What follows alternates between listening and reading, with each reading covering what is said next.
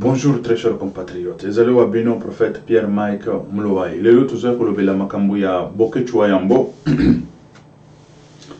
Tokchana no bande sonore et après tout ya tout développer situation ezali nengenini parce que il faut au moins de preuves.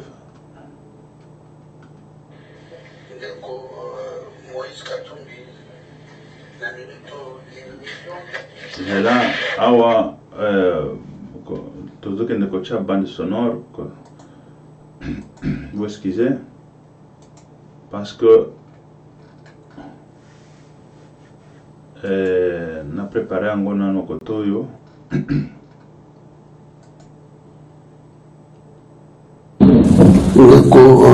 Moïse Katumbi,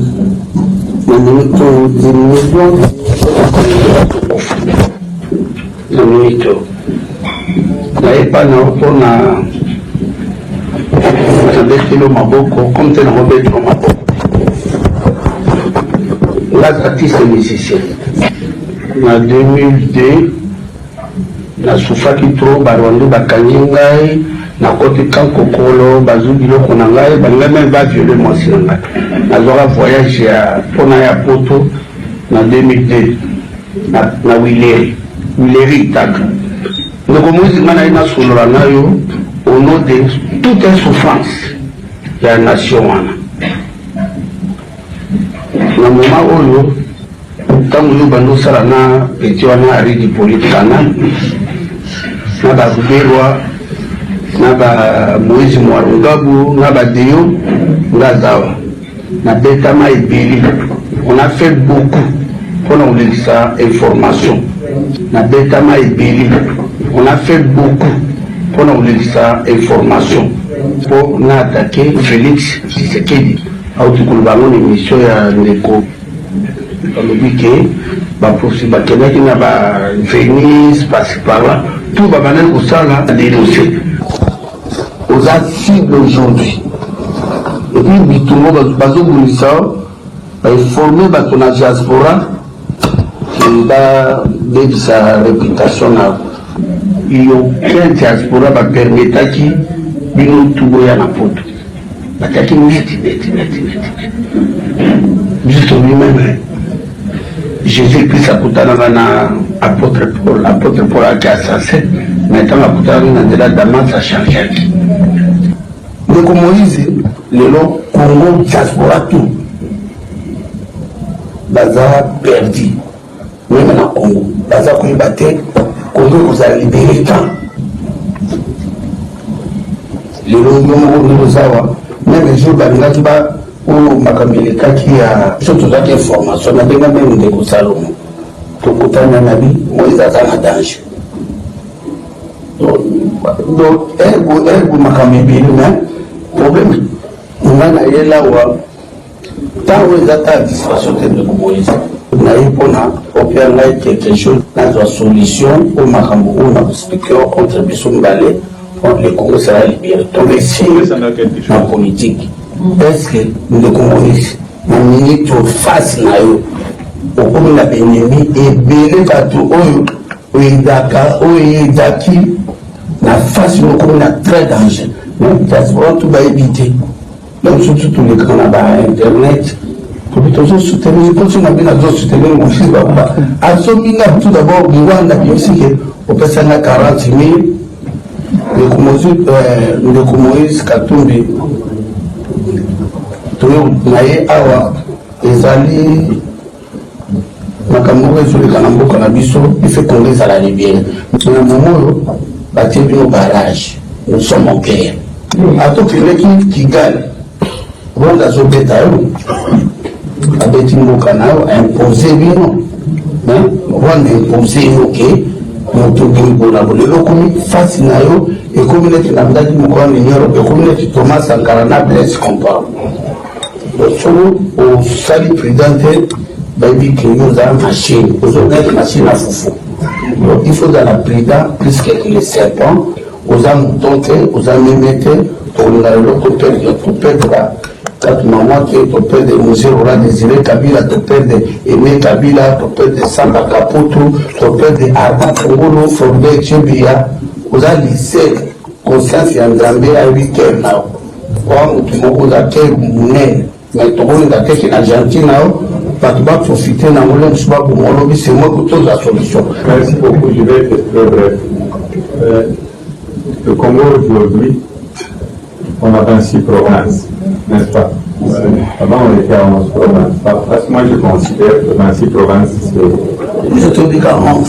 c'est l'aventure. Voilà.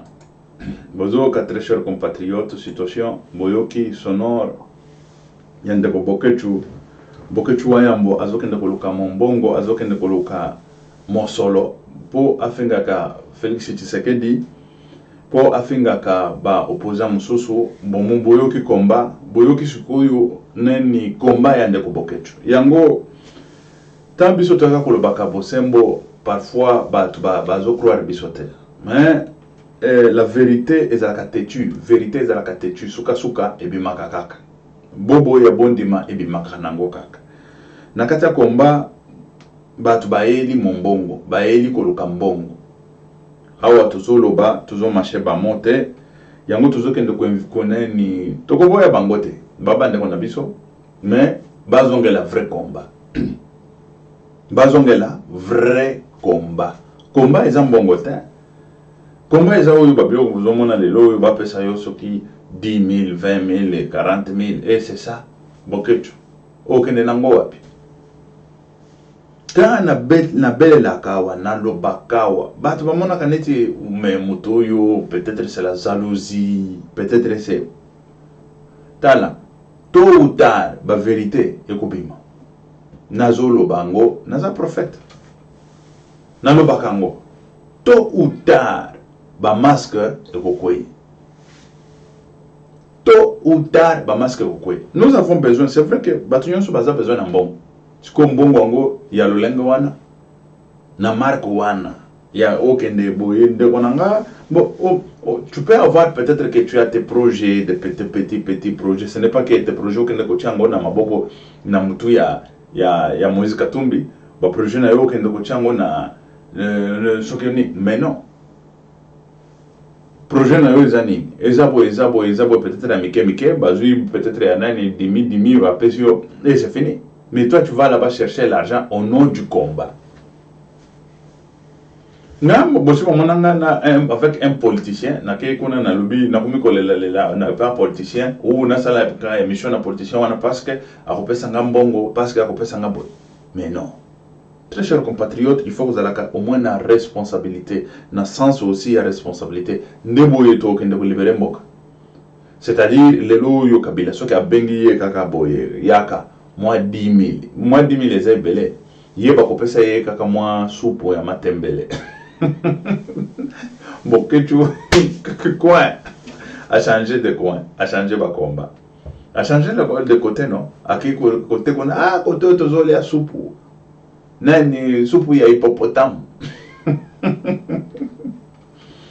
Très chers compatriotes, il faut tous à la responsable na combat na biso na république na biso na makambo tozo sala pe na makambo yo tozo bunda na kati ya combat na lobaki tozo na lobaki attention na batu nyonso yo bazo ya na kati ya combat bazo koluka mombongo. Je l'avais dit, je l'avais prédit. Mogolo bakendaki kokotana na Moïse, est-ce que nga nazalaki? Je n'étais pas là. Nga Pierre Mike Mlowai, tout le banane. Tana le bakamalamu a motorisé parce que pour appeler ça ngambongo. Mais non, je n'en ai pas besoin. Je n'en ai pas besoin. Mais moutou asali malam, asali malam. Ce qui moutou asali mabe, asali mabe, tokolo bango. Et c'est comme ça, c'est ça même le ciel, c'est ça même la porte du ciel, c'est ça même l'évangile, le vrai évangile. C'est ça, il ne faut pas être penché à cause de l'argent, à cause de Yanen. Mais non. Bato belé pe balinginga baza bato ya nzambe ba oyo ba mona ka pe bosembo ba ba yebi pe ke nzela bosembo ya ngoyo. Nzela bosembo ya ngoyo. Très chers compatriotes. Ce qui te limité dans la vérité, te limité vraiment na kati ya droiture, te limité na kati ya nani ya nzela malam boye ba ke Kongo wane ko bongate. Na ndenge ba bokechu wana. Congo ekobonga te ekobonga ndenge nini bato balingi corruption muto alingi tameli supo ya corruption asepeli bokechu kosepelaka te kota ozoli ya corruption kosepelaka te boyebi bato ebele même bapasteur tozalaka na bango baproblème balingaka bosembo te ils ne veulent pas mais eza na baoyo mpe bapasteur balelanga fort namonaka na kati na bango bao bazala na moto na kati na bango bazaka na nani na esprit saint voilà mbango wana balingaka nga oyokaka atali boy vrai moto nalela ye oza mwana na nzambe bato nyonso balobaka nalela Pierre Mike baza bana na nzambe baza bana na nzambe mutu nyonso alela Pierre Mike Mulowai aza mwana na nzambe nazwebisa bino parce que ici là ba masque ezokende na kokweya nango ekokweya ici je suis prophète nzambe aza nzambe sala na yo ndenge olingi et tout ça demain tu vas sortir à la lumière c'est-à-dire que ça va s'avérer ça va sortir de quoi ça va sortir devant bato nyonso bakoyeba bakomona sikoba bomoni mutongo babanda kolobawa babanda kuchatembe boba c'est ça yango nazo benga solennellement na ba combattant na ba journaliste na lobango chaque jour na prédire yango chaque jour mais bokoyoka ekobanda kokweya ça va tomber akosaka te oyo aza na lola akosaka te aza nzambe mais toyeba ke situation ezali un peu mobulu na kati ya komba tant tozoloba ke tozali infiltré ezali corruption nde ezokenda na koboma mboka na ya République démocratique du Congo. La corruption bat son plein, la corruption est en train de ronger la République tant le bakabongo na éviter ce qui bokechu alanda kango ce qui bokechu ayoka kango. Moi personnellement opesanga mbongo corruption combien et ce qui va pesanga corruption c'est-à-dire que na koti lola mais non lola c'est la vérité voilà lola yango okokutana nande kona yo osololi nae oebisie yo zaki boye c'est pas que nae kozwa mbongo po nakende ko vilipande Félix Tshisekedi nazwa mbongo nakende ko vilipande Moïse Katumbi nazwa mbongo nakende ko vilipande nani batu nyonso ya opposition tozana bango fayulo yango yewan tokende ko vilipande ye pourquoi tokende ko vilipande bango pourquoi tika basala msala ensemble ba divergence ezali Félix Tshisekedi asali lelo nani déclaration azoloba bazana kata bitumba mais ezali nde ba divergence entre bango na bango wana ezali déclaration ya Félix Tshisekedi lelo asali déclaration alobi bazokende suko po basala candidature commune mais problème ezawana ezali que pour il y a ba marche wana et tout ça il y a eu des problèmes entre bango na bango ba problème wana ndenge komaki na ba réseaux sociaux azo comprendre te ndenge komaki na ba nani et bimis ko na mpoisa azo comprendre te ezali ba divergence moko mike oyo bakoki koyoka na de façon que ba ndenge nini bako sukuma mboka na biso bako tindika mboka na biso na kati ya démocratie po bazwa bokonzi azolo baboye Félix Tshisekedi est conscient et puis il a dit ceux qui biso nyonso tozali ensemble bloc en tant que opposition toko battre bango moyen ya que basala ba bouger même pour bouger rozalate parce que toko battre bango na ndenge moko ko sakana te wana ezali ba maloba Félix Tshisekedi nazoya koyebisa bino bon et après aye koloba wana ezali pona ko battre nani FCC ko battre bato bazana bokonzi ceux qui bazali ensemble et puis azolo ba pona candidature commune bakokende de façon que bazowa candidat commun sikoyo selon ce ko ba déclaration ya ba opposant mususu entre autres tolandaki déclaration ezali na Libre Belgique ezali déclaration ya Jean-Pierre Mbemba zoloba il faut mutoyo azali na expérience mutoyo excusez muto azali une expérience mais toujours que koloba muto azali une expérience c'est qui na bango nyonso oyo bazali admis pour le moment na kati ya seni muto azali une expérience azate bato bazali une expérience bango ne bazali bande ne muto azali une expérience Jean-Pierre Mbemba azalaki vice premier ministre vice président de la République Bozoka vice président de la République je répète parce que na cela qui est na zongeli vice président de la République parce qu'il y a Géraki et puis ngape tomonaki ndenga Géraki nani Katumbi pe Moïse Katumbi a Géraki Katanga na ndenge na ye kuna a Géraki mwa Katanga mais baonyo subatikali bazaba député président nani tolo basoki président ba député wana di aza député baya kosa nani a Géraki nani a Géraki nani a géré Kamere a géré bato bayebisa biso bato parti naïve bato parti politique naïve Kamere n'a jamais géré et ça c'est que biso to ya koloba lelo que Kamere a l'expérience sur base de quoi kirkulo mona ya salani CV na ye apesa biso CV oui tant le baka ba détruire mboka ba nani bon parfois azalaka na tuba moi parabole ya palabra moko franc mais pas du tout parce que il y a zalaka kaka boye surtout nous avons échoué oui vous avez échoué c'est ça mais qu'est-ce qu'il faut bon toujours que le koloba cause la président de la République exact que il faut zalaka une expérience ça c'est faux et archi faux.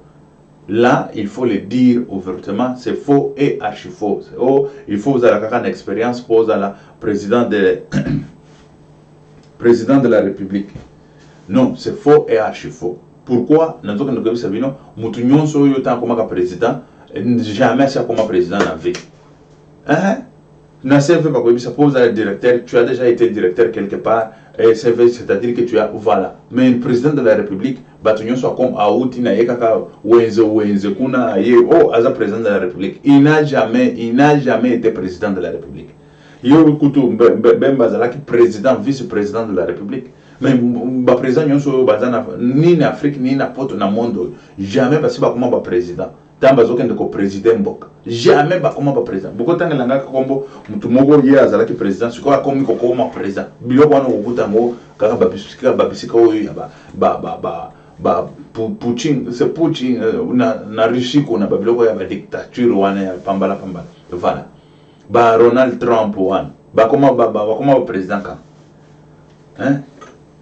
ba Macron ba comment ba président quand bazaki ba président avant ba comment ba président nani mukutukuta yebaki bango mutute et c'est comme ça au moins mutu so gazo sala deuxième mandat c'est-à-dire azan expérience pour asala ki déjà mandat moko azaki président et voilà et c'est comme ça na minute oyo mutu akobima na eloko nyonso wana akoki na ye c'est-à-dire biso tozomona individualité biso tozomona ensemble ya opposition et c'est comme ça oloko na komanda kobetela ngo c'était chaque jour biso tozomona ensemble ya opposition biso tozomona individualité individu ya o akobima kona o bokonzi tozui yango biso IDPS o biso MNC biso soki bato Moïse Katumbi bokonzi na biso ba Swahili mais c'est faux et archi faux ici tozomona opposition ba pesa mutu moko mutu wana azo la opposition mobimba eza ni o boinabo tambo bokoma na bokonzi ezali bokonzi ya opposition ezali bokonzi ya ke fulani ou bien parti politique fulani c'est faux et archi faux wana ezali bokonzi ya opposition mobimba oyo bakabanda benga majorité c'est quoi c'est-à-dire que l'union soit ensemble et c'est comme ça et c'est comme ça qu'on va partir aux élections na kati ya République démocratique du Congo na bato na biso ya opposition et puis Félix Tshisekedi a lobby kitoko a lobby peuple a tcheli biso motema mais oui peuple a tcheli opposition mobimba wana motema nous avons besoin d'opposition il y a bon Moïse Katumbi a travaillé avec ces gens-là mais il a fait l'exception ça il faut le dire il a fait l'exception il y a ba bandi ba criminel wana ba exception il y a nani mon patas mbongo mais bolanda siko bango batikali kono bazokende koloba mon patas mbongo na biso et tout ça bango bazwa ye shadari ye papa na ye atikela ye mbongo ka po ye kende koloba ka mon patas mbongo azokende kolakisa boye na ne ye azola mbongo wapi asala ngo wapi biso soki tozana babiloko na biso toya kobeta bakayu na poto tosalisali babiloko na poto tozana ba CV na ba curriculum na ba nini oyo tokobimisa na poto tolakisi et puis na ba relevé bancaire puis baya ko nani soki nini mais non shadari ba miyibi ba criminel toujours vilipendete et c'est comme ça c'est clair et net c'est clair et net bazali ba miyibi ba nani bazo yiba biso matin midi soir yango tozokende kosenga na peuple congolais ndenge bofandi boye bosalaka bakuru bosalaka bani c'est-à-dire que mayele wana kokende eza kokende tokomi na Congo to libérer Congo bras croisés boye mais non bras croisés pourquoi il faut se former il faut s'auto-former il faut se former et s'auto-former il faut faire banane et c'est comme ça ndeba biloko tozokende na kosenga na peuple congolais de façon que ayeba nini oyo kosala na kati ya République démocratique du Congo bon c'est vrai que ezana bato bazosala na entreprise mais talaka entreprise na yo ndenge zo fonctionner si ma entreprise wana likambo nini esimbi entreprise tu ne connais même pas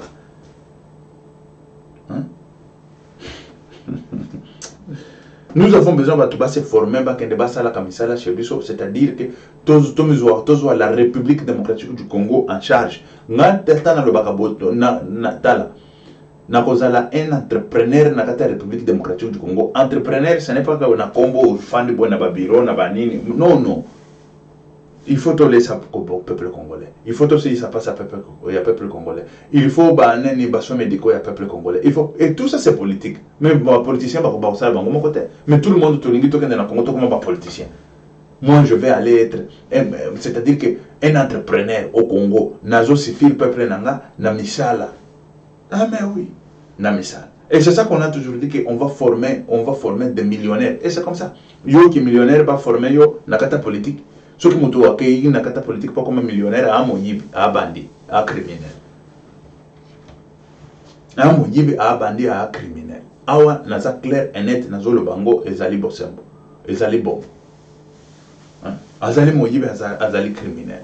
Mais awa tozoya koloba mutu akoki comme millionnaire c'est quand il est entrepreneur quand azosala misala na ya maboko quand azana entreprise na ye azokende na bona voilà batu oyo bakofuluka bakom mais vous tous là nous tous tochangwa dans l'ensemble tolingi tokende tokoma ba député tokoma ba nani tokoma ba sénateur mais c'est quoi ça et c'est quoi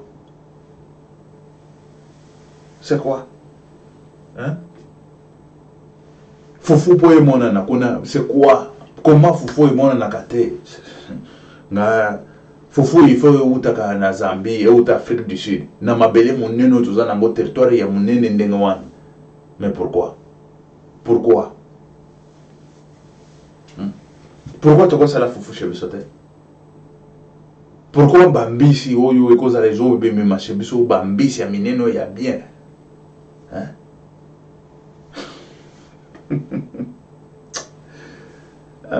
Nzambe misuni chez biso c'est tout un sérieux problème misuni ba malaki oyo malaki mamadesu il faut uta Rwanda pour que ekatisa boye comme tina Kinshasa madesu ya Goma babenga madesu ya Goma ezota Rwanda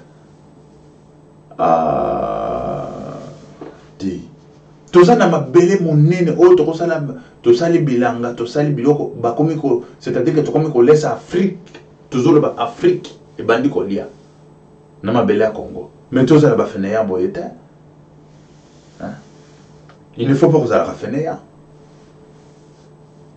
Afrique toko laisse Afrique mobimba nyonso wana biso capacité toza na ngona kata République démocratique du Congo toko laisse Afrique nzala ko za na Afrique ta nzala ko za na Afrique ta mais bateau va comme mababilo nyonso wana c'est la diaspora et la diaspora est là ndakende comme un député. Toi tu crois que 5 000 ceux qui va foutre 5 000 par mois pendant 5 ans ndebo wole ko c'est kende au monde ba député bazaki wana ka basi ba koma ba bola déjà.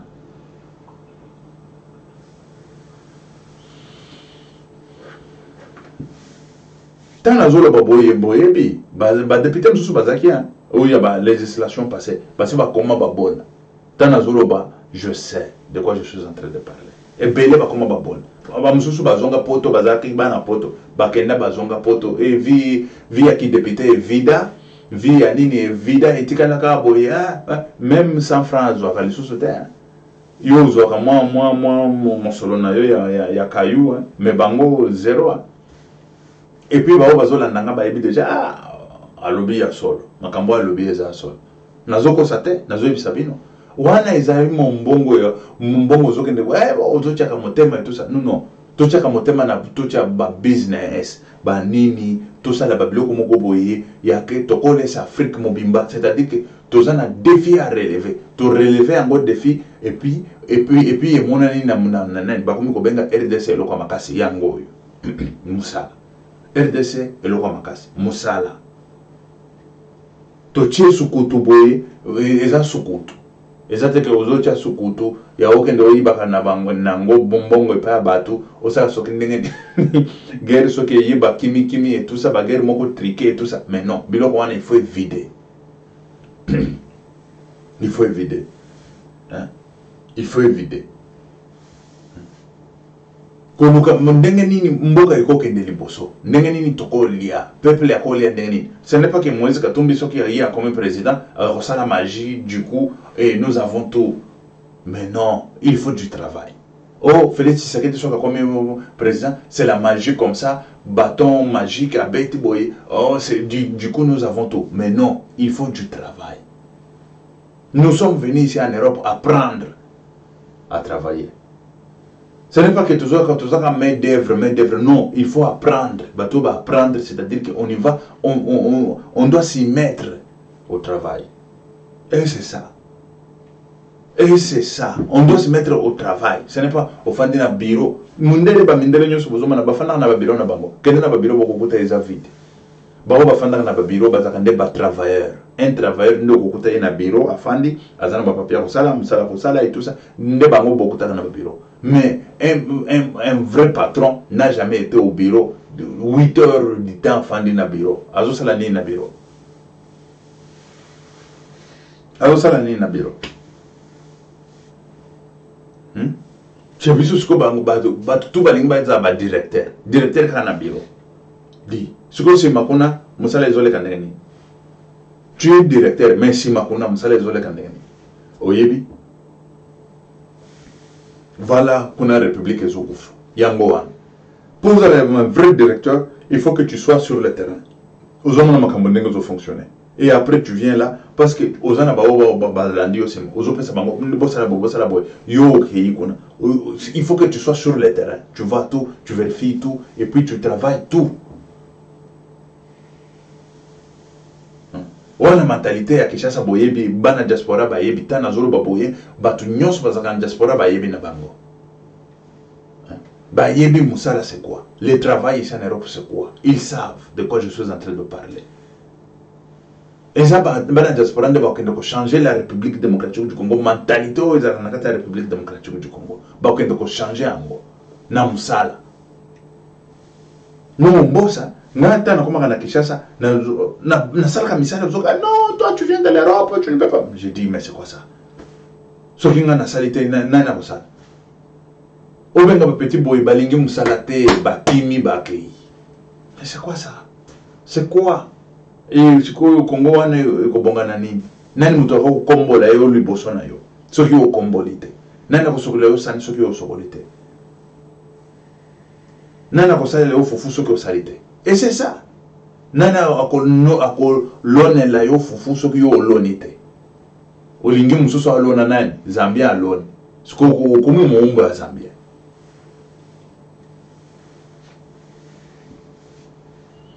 Très chers compatriotes, il faut toujours musala au sérieux. C'est-à-dire, il faut tolérer la République démocratique du Congo. Et c'est ça. Il faut tolérer la République démocratique du Congo. oh Congo est changé bato ba changer, ne croyez pas que l'opposition est comme on a coup de bâton et c'est fini, ça change tout hein. Mais ça biso to il faut to kita to beta shiko musala pam pam pam pam te ni to za nango ka boy musala ka boyebi pam pam pam boyebi eza poto et c'est comme ça musala ba ah mais awa musala za ka belé au petit awa ba poli il faut musala et c'est comme ça il faut to comprendre bango bongo hein musala tolesa la République démocratique du Congo diaspora Zambe asunga ba opposant bazwa bokonzi. Je dis Zambe asunga quand je dis ba opposant natangi Tshisekedi te, natangi Félix natangi Moïse Katumbi te, natangi Jean-Pierre Mbemba te, natangi na lobi ensemble ya ba opposant. Zambe asunga ba opposant. Biso tokende sikokuna Zambe asunga bango bazwa bokonzi. Biso tokende kuna tokende kolesa la République démocratique du Congo. Ici je dis tokende kolesa la République démocratique du Congo avec du travail. Ce que nous avons appris ici. Ezalaki Wabino Pierre, Mike, Moulouaï le prophète, ba epelé, ba oyo balingi ba comme ba millionnaire, ba ya. Ce n'est pas que ba kokende ko pesa 1 million boya. Ba ko pesa 1 million pour o sana na moni. O lia o sane. Mais c'est du travail. Nous voulons du travail et c'est ça. Du travail.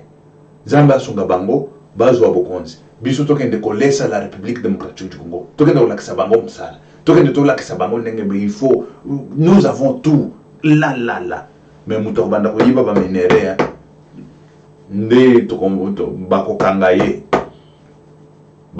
bango.